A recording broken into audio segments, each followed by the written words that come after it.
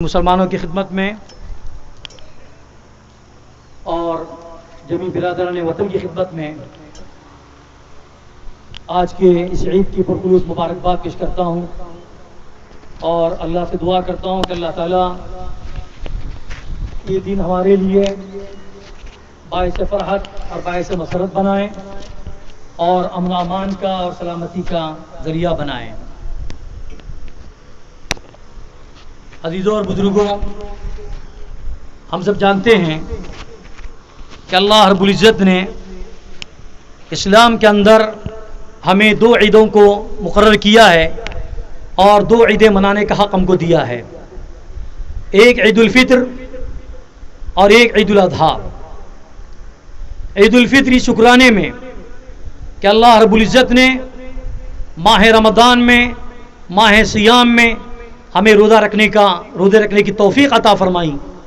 مسلمانوں نے اس میں روزہ رکھا اور اللہ کو یاد کیا، راتوں کو تراویح پڑھی، اللہ کے حضور معافی مانگی، اور پھر اس شکرانے میں کہ اللہ کی بہت بڑی نعمت ہمیں حاصل ہوئی ہے، وہ ہے اللہ کی رضا۔ اس شکرانے میں ہم 2 گانا نماز ادا کرتے ہیں، یہ اللہ کے رسول علیہ الصلوۃ والسلام کی سنت ہے۔ اللہ رب العزت نے قرآن پاک میں فرمایا ہے، اگر تم اللہ کی نعمتوں کو شمار کرنا چاہو تو شمار نہیں کر سکو گے۔ ان تعدوا نعمت اللہ تحصوها فلا تحصوها، یعنی اگر اللہ کی نعمتوں کو تم شمار کرنا چاہو تو شمار نہیں کر سکو گے۔ اسلام اللہ تعالیٰ کی طرف سے بہت بڑی نعمت ہے، ایمان اللہ کی طرف سے بہت بڑی نعمت ہے، رمضان کا مہینہ اللہ کی طرف سے بہت بڑا انعام ہے اور بہت بڑی نعمت ہے۔ اور پھر اس کے اندر صرف رمضان کا ملنا کافی نہیں، بلکہ رمضان کے مبارک مہینے کے اندر مسلمانوں نے روزہ رکھا، تراویح پڑھی، قیام اللیل کا اہتمام کیا، دعاؤں کا اہتمام کیا، یہ بھی اللہ کی بہت بڑی نعمت ہے۔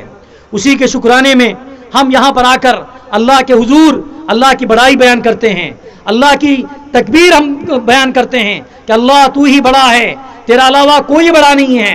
اللہ اکبر کا مطلب یہی ہے، اللہ سب سے بڑا ہے، اللہ سب سے بڑا ہے۔ اور اللہ رب العزت کی تعریف خود قرآن پاک میں کی گئی ہے۔ اللہ نے اپنی تعریف کیسے کی؟ وہ دنیا کا مالک ہے، وہ زمین کا مالک ہے، وہ آسمان کا مالک ہے، وہ ہمارا خالق ہے، پوری انسانوں کو پیدا کرنے والا، پوری مخلوق کو پیدا کرنے والا۔ جب دنیا کے اندر اللہ رب العزت اس انسان کو بھیجا ہے، صرف اسی لیے بھیجا ہے تاکہ وہ اللہ کی عبادت کریں، اللہ کی اطاعت کریں، اللہ کی فرما برداری کریں، اللہ کو مانیں، اس کی وحدانیت کو تسلیم کریں، اس کو عبودیت کو تسلیم کریں، اس کو مالک تسلیم کریں اور اس کے سامنے اپنے سر کو جھکائے۔ اس لیے جو اس دنیا میں آ کر اللہ کو ایک مانا، اس کی عبادت کی، اس کی اطاعت اور فرما برداری کی اور اس کے ساتھ کسی کو شریک نہیں ٹھہرایا، وہ انسان اس دنیا کے اندر بھی کامیاب ہے اور آخرت کے اندر بھی کامیاب ہے۔ میرے بزرگوں اور بھائیوں، اللہ رب العزت نے قرآن پاک میں فرمایا، جو نعمتیں ہم کو دی گئی ہیں، ان نعمتوں کا اگر ہم شکر ادا کریں گے، اللہ تعالیٰ ان نعمتوں کے اندر اضافہ فرمائیں گے۔ اگر کوئی شخص جو نعمتیں ملتی ہیں، رمضان کو مبارک مہینہ ملا، اس پر ہم نے اللہ کا شکر ادا کیا، اسلام کی نعمت ملی، اللہ تعالیٰ شکر ہے، ایمان کی نعمت ملی، اللہ تعالیٰ شکر ہے، کسی کا خاتمہ بالخیر ہوا، کلمہ لا الہ الا اللہ پر ہوا، اس کے اقارب، اس کے رشتہ داروں نے اللہ کا شکر ادا کیا، تو جتنا ہم شکر ادا کریں گے اللہ تعالیٰ ہماری نعمتوں میں اضافہ فرمائیں گے۔ اللہ کی نعمتوں کا شکر کیا ہے؟ جتنی نعمتیں اللہ نے ہم کو عطا فرمائی ہیں، ان نعمتوں کا شکر یہ ہے کہ اس کا حق ادا کریں۔ مثلا اللہ نے ہم کو دماغ دیا، سوچنے کی صلاحیت عطا فرمائی ہے، اس دماغ سے ہم اچھا سوچیں۔ اللہ نے ہم کو دیکھنے کے لیے آنکھیں دی ہیں، اس کا شکرانہ یہ ہے کہ ان آنکھوں سے اچھی چیزوں کو دیکھیں، جن چیزوں کو دیکھنے کے لیے ہم کو اللہ نے حلال قرار دیا ہے، ان حلال چیزوں کو دیکھیں، حرام چیزوں سے اپنے آنکھوں کو بچائیں، یہ اپنی آنکھوں کا شکر ہے۔ اسی طرح سے اللہ نے ہاتھ دیے، اللہ نے پیر دیے، اللہ نے کھانے کے لیے ہم کو منہ دیا ہے، چبانے کے لیے دانت دیے ہیں اور مزہ چکنے کے لیے زبان عطا فرمائی ہے۔ ان سب کا شکریہ یہ ہے کہ ہم اچھے کام کریں، ہاتھوں سے وہ کام کریں جس سے اللہ خوش ہوتے ہیں، زبان سے وہ چیز چکھیں جس سے اللہ خوش ہوتے ہیں، پیر اس کی طرف اٹھیں گے جہاں پر اللہ خوش ہوتے ہیں۔ میرے بزرگوں اور بھائیوں، جب ہم اللہ کا شکر ادا کریں گے تو اللہ رب العزت ہماری نعمتوں کے اندر بھی اضافہ فرمائے گا۔ آنکھیں کتنی بھی نعمت ہیں، اس کا ہم نے شکر ادا کیا اور جن چیزوں کو دیکھ رہا ان چیزوں کو دیکھا، یہ آنکھوں کے اندر اللہ تعالیٰ مزید شکریہ کا ہم کو موقع عطا فرمائیں گے، اس کی قوت اور طاقت عطا فرمائیں گے. آنکھیں جو کام کرتی ہیں اس میں مزید کام کرنے کی اللہ تعالیٰ توفیق ہم کو عطا فرمائیں گے. اس لیے نعمتیں بہت سی ہیں، ہر نعمت کو یہ ہر انسان جان سکتا ہے کہ کتنی بڑی نعمت ہے. تو ہر نعمت کا شکر ادا کرنا یہ ہم پر اور آپ پر ضروری ہے. میرے بزرگوں اور بھائیوں، اللہ نے جوانی دی ہے، یہ جوانی بھی اللہ کی بہت بڑی نعمت ہے. اس جوانی کو اللہ کی رضا کے لیے استعمال کرنا، اللہ کی فرمانبرداری کے لیے استعمال کرنا، اور اس جوانی کو ان کاموں میں استعمال کرنا جس سے اللہ خوش ہوتے ہیں، یہ ہماری جوانی کا حق ہے اور جوانی کا شکریہ ہے.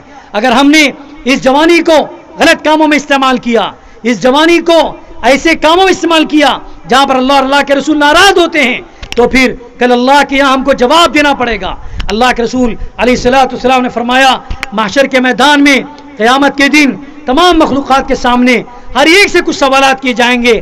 جب تک اس سے وہ پوچھا نہیں جائے گا اس کے قدم وہاں سے نہیں ہٹیں گے. ایک تو بہت سی باتیں آتی ہیں، اس میں ایک نماز کے بارے میں بھی ہے، ایک جوانی کے بارے میں بھی ہے، زندگی کے بارے میں ہے، مال کے بارے میں ہے، اور اپنی وہ زندگی جو اللہ کے لیے خرچ کی ہے اگر ہم نے اللہ کے راستے میں لگایا اور اللہ کے لیے ہم نے اس کو خرچ کیا تو یقیناً وہاں کے پوچھنے پر ہم جواب دیں گے.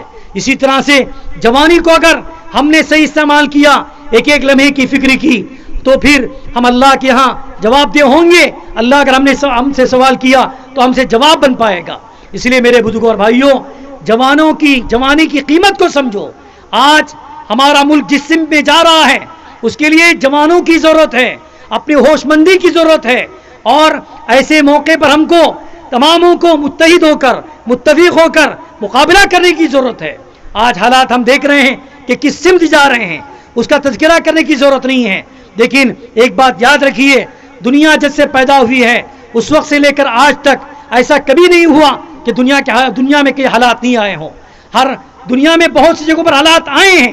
کبھی مسلمانوں کو شکست کا سامنا کرنا پڑا ہے، کبھی مسلمانوں کو تکلیفوں کا دقتوں کا سامنا کرنا پڑا ہے، لیکن مسلمانوں نے کبھی اپنی ہمت نہیں ہاری، اپنے دل کے اندر وہ عزم لے کر کھڑے ہو گئے اور اپنے دستے بازو سے ان طاقت کو آزمایا ہے جس کے بعد اللہ رب العزت نے فتح اور کامرانی سے سرفراز کیا ہے.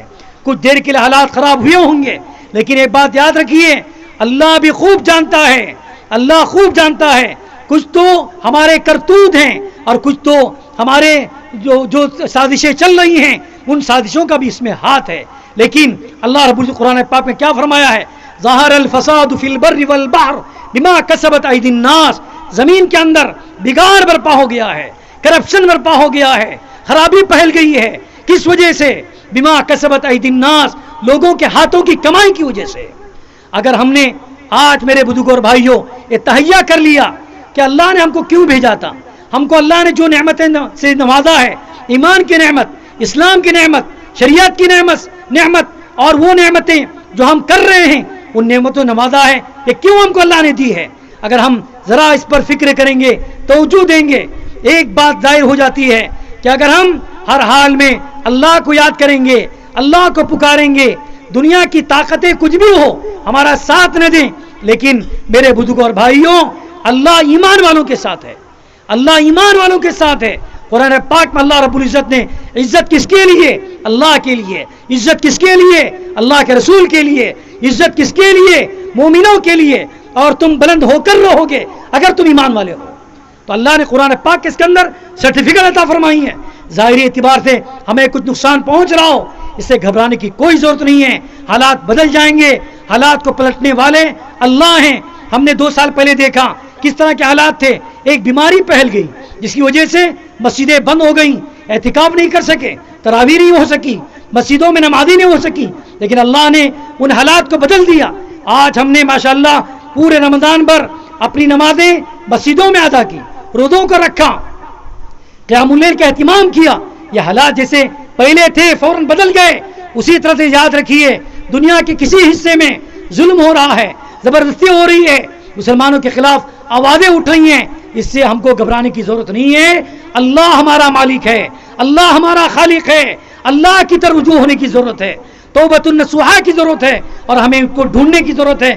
ہم سے کوئی غلطی ہوئی ہوگی، ہم سے کوئی خطا ہوئی ہوگی، ہم سے کوئی ایسا کام ہوا ہوگا جس سے اللہ ناراض ہوا ہے اور جس کی وجہ سے یہ منہ دیکھنا پڑ رہا ہے، یہ حالات کا ہم کو سامنا کرنا پڑ رہا ہے، اس کے لیے ہم سب کو میرے بزرگوں اور بھائیوں اللہ سے ہم توبہ کریں گے، اللہ سے معافی مانگیں گے اور یہ سمجھیں گے کہ انشاءاللہ اگر ہم ایمان کی طاقت کے ساتھ، ایمانی قوت کے ساتھ اور شریعت کی قوت کے ساتھ اور مومن ہو کر انشاءاللہ جس چیز کا بھی جو بھی چیز سامنے آئے گی اس کا ہم مقابلہ کریں گے، حالات کے بدلنے میں دیر نہیں لگے گی۔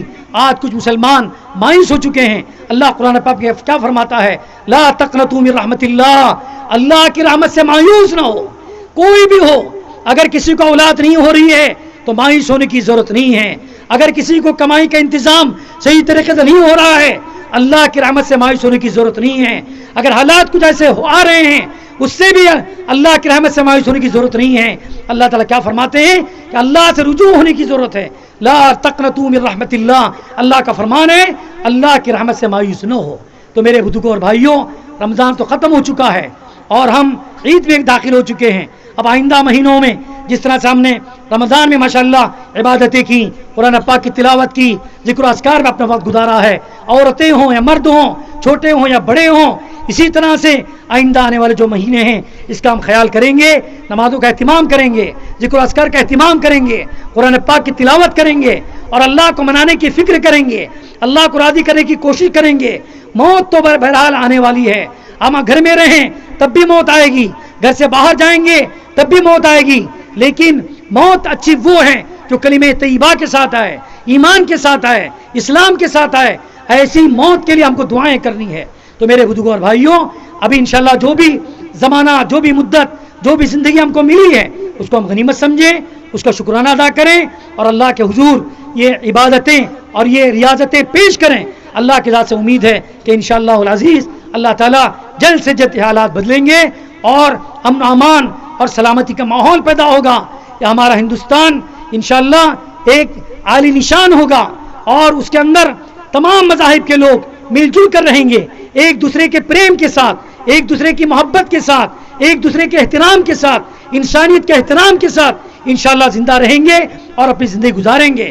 اس لیے کہ کچھ کرنیں محسوس ہوتی ہیں جب ایسے ظلم ہوتے ہیں تو کچھ لوگ آوازیں اٹھاتے ہیں اور یہ کہتے ہیں کہ ظلم برداشت نہیں کیا جائے گا، چاہے ظلم کسی پر ہو، کسی کے ماننے والے پر ہو۔ یہ کیا بات ہے؟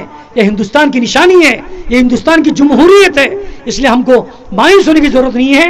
انشاءاللہ انہی حالات کے اندر کوئی ایسی کرنیں نکلیں گی جو کرنیں امن و امان کا پیغام لے کر آئے گی اور خوش آمدید اور یہاں پر رہنے کا پیغام لے کر آئے گی، لیکن کام ہمارا یہ ہے کہ ہم کو اللہ کو راضی کرنا ہے اور اپنے کاموں سے ہم کو توبہ کرنا ہے، ہمارے گناہوں سے ہم کو استغفار کرنا ہے اور اللہ کو منانے کی کوشش کرنی ہے۔ اللہ تعالیٰ مجھے بھی اور آپ کو بھی اور جمی مسلمانوں کو عید خوشائن بنائیں اور باسعید بنائیں اور ہم سب کو اچھے کام کر کے اللہ کو راضی کرنے کی توفیق عطا فرمائیں۔